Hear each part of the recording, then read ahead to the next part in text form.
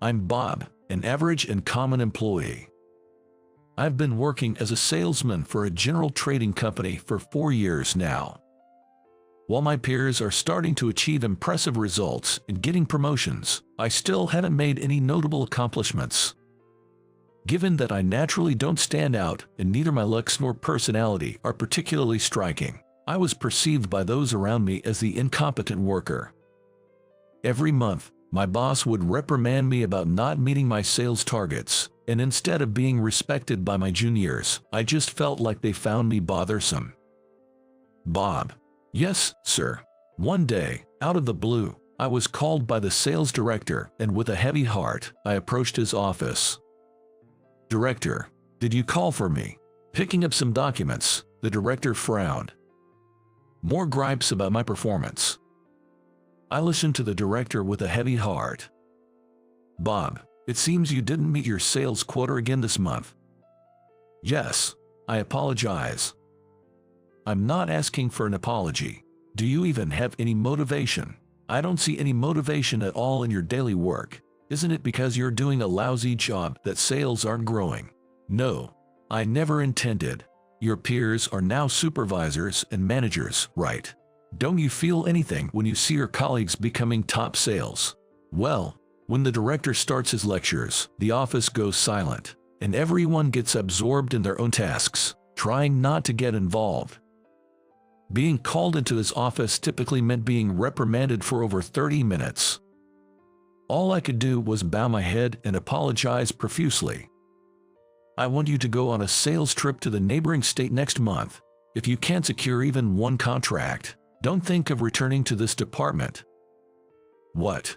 Does that mean I'm getting fired? Compared to our area, the neighboring state had a higher percentage of young people and single folks, making it a notoriously tough place to secure contracts within the company. Maybe the director was intentionally sending me there to get rid of me. What's with that sour look? If you get even one contract, I'll exempt you from next month's quota. All right. Yes. I want to see how serious you are about your job. Understood. Excuse me. There's no arguing with the director's orders. And so, my trip to the neighboring state was decided. The business trip is for 3 days, and I absolutely have to secure at least one contract. That was the condition set by the director. Why did it have to be the place even my peers say it's tough to get contracts? Honestly, thinking about the next 3 days drained my appetite.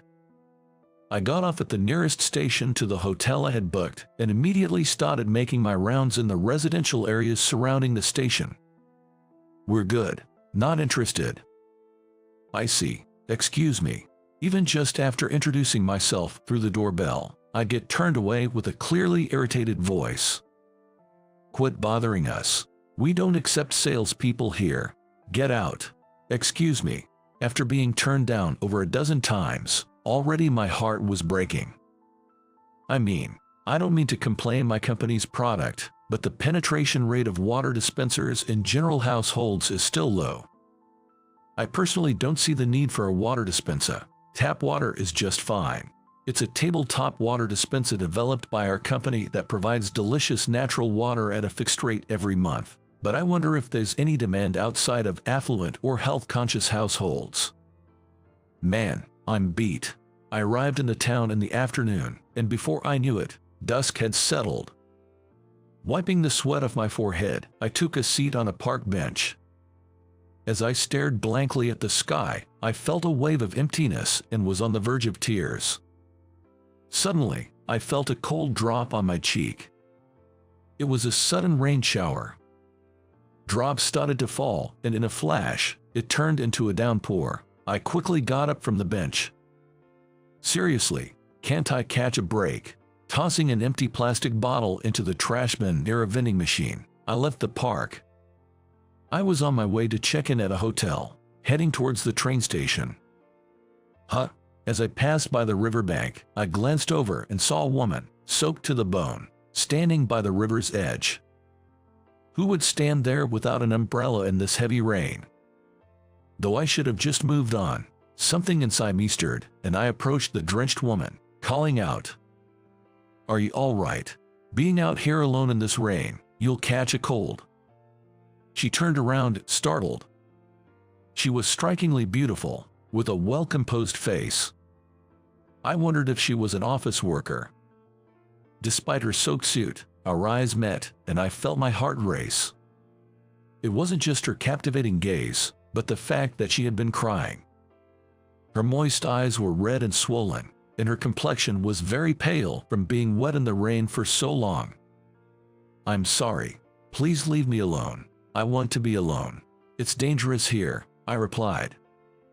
The riverbank was muddy from the rain, and if she slipped and fell into the river, it would be serious. Maybe I was being pushy, but I grabbed her wrist. "Let me go. I'll let go if you step away from the river." "Why? It's none of your business." Tears streamed down from her eyes as I held on to her. "I can't just stand by and watch when you look like you might fall into the river any moment." As I insisted, she tried to shake off my grasp. "Whoa, she twisted herself and slipped. Careful, she lost her balance and was about to fall into the river. In a panic, I reached out with both hands, grabbing her arm and pulling with all my might to lift her up. She looked at me, wide-eyed in astonishment. "Why are you doing so much for me?" I wasn't sure why I was so determined myself. But it'd be a real disaster if she had fallen into the river and drowned. In such a situation, I couldn't just stand by and do nothing. Seemingly trusting me, she took my hand.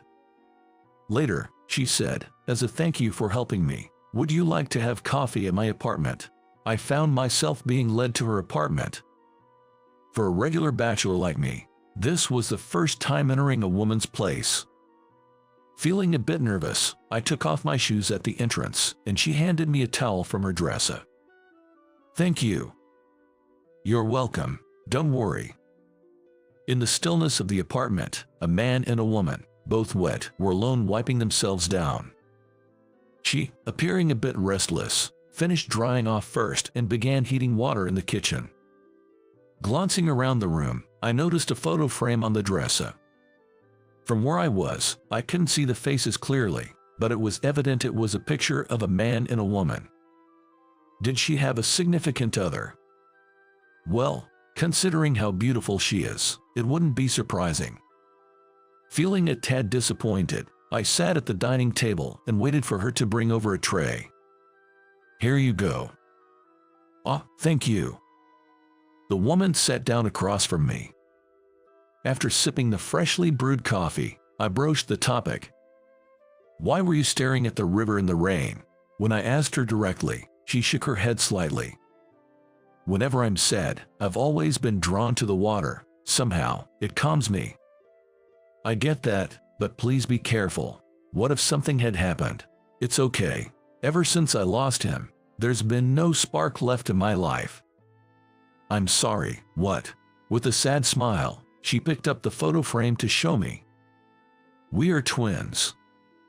It seemed I mistakenly thought her brother was her boyfriend.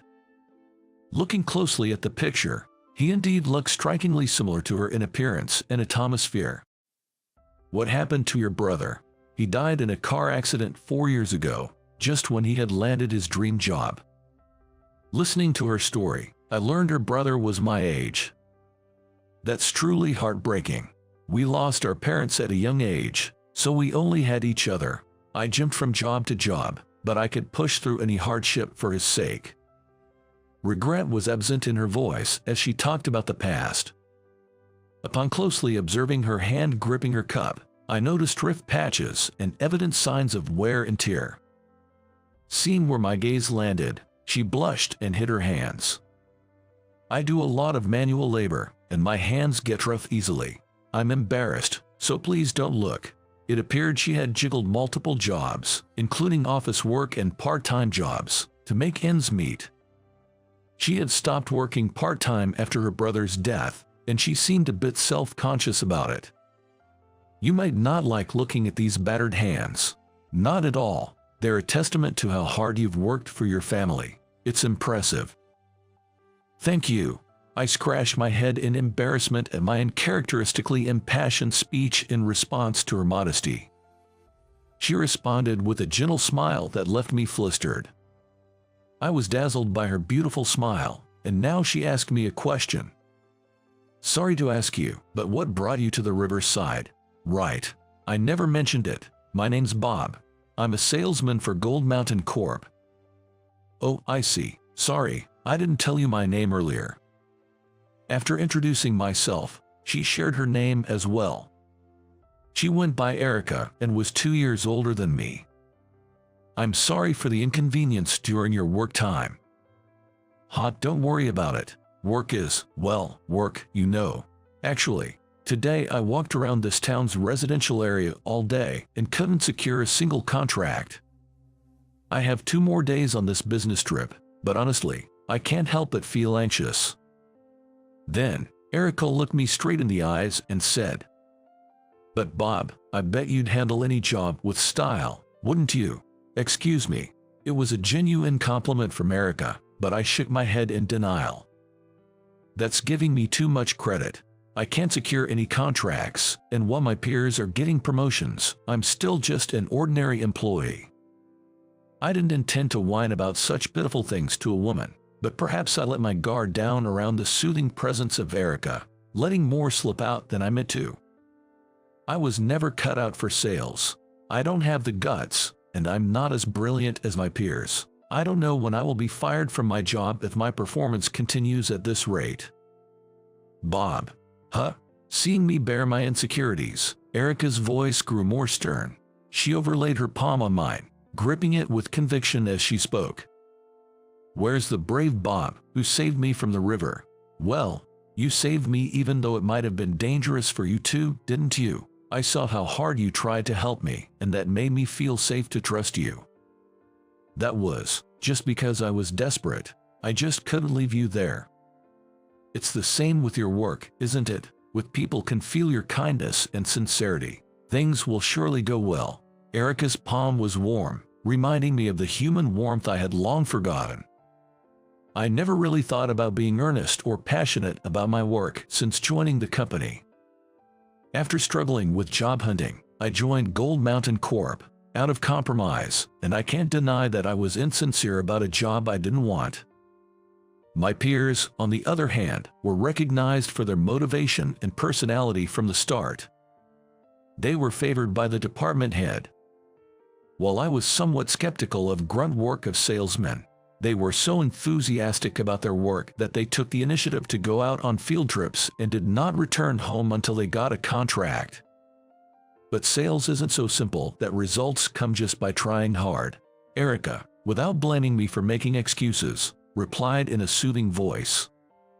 "You work at Gold Mountain Corp, right?" "Yes, why?" "I have something I want you to see in my brother's room." "For me?" "Yes, please follow me." I followed Erica into the room she led me to. My brother's room has been left as it was when he passed away. On the neatly arranged desk, I was shocked to find familiar brochures and flyers with products. "This is our company's brochure." "Yes, if my brother were alive today, I believe he would have been working alongside you at the same company." "Really?" On her brother's desk, there were also comprehensive reports about Gold Mountain Corp. And self-help books about the mindset for sales. Erica's brother must have been enthusiastic about the job. Compared to him, where was I standing? From the start, I had given up trying, blaming the environment and customers for not securing contracts. My brother was so happy saying, "Now I'm a working adult too. I can support you, sis." I might not be in a position to say this, but I want you, Bob, to work hard not just for yourself but for my brother as well. I'm rooting for you. Erica, I felt like I had a bucket of cold water dumped on me. After that, I decided to leave the apartment after thanking her, as it was past check-in time at the business hotel. The next day, after staying at the motel, early in the morning, I got dressed, stuffed my bag with information on water dispensers and brochures, and once again walked every inch of this town. "May I have a moment of your time?" I'm a bit busy right now. I'd at least like to give you this information. Please accept it. Just like the first day, the response wasn't great, but I earnestly bowed my head, talked to those willing to listen, handed out brochures, and felt a sense of accomplishment in my own way, even if just dropping information in mailboxes. However, even after 3 days on the road, I couldn't secure a single contract. A few days after returning, I was summoned by the department manager. It would be a reprimand for not meeting quotas. Feeling dejected, I headed to the director's office. "You wanted to see me. It's about your recent trip. I'm truly sorry. I couldn't secure a single contract." As I bowed deeply, the director stood up and gave me a reassuring pat on the shoulder. "We got 2 calls from the neighboring state yesterday. They want to sign contracts after considering your passionate presentation." "What? You've got potential, Bob. Keep up the good work. I'm counting on you. Thank you so much." For the first time in a while, I met my sales quota. That moment of joy rekindled my passion for the job. Later on, I visited the homes of the customers who had decided to sign contracts. The first was an elderly couple who were kind enough to listen, and the second, to my surprise. "Bob, it's been a while." "Hello, Erica." It was Erica, the attractive woman I met by chance on a rainy day. "I believe my brother brought us together." "The pleasure is mine." Since then, I have had a good relationship with Erica, talking about each other's work and occasionally about our private lives. Work is not always smooth, and sometimes I compare my contract numbers with those of my peers and feel down, but at such times I try to push myself to do my best for Erica's twin brother. People around me are surprised by the change in me, but this is who I truly am. With these thoughts, I'm determined to keep working hard,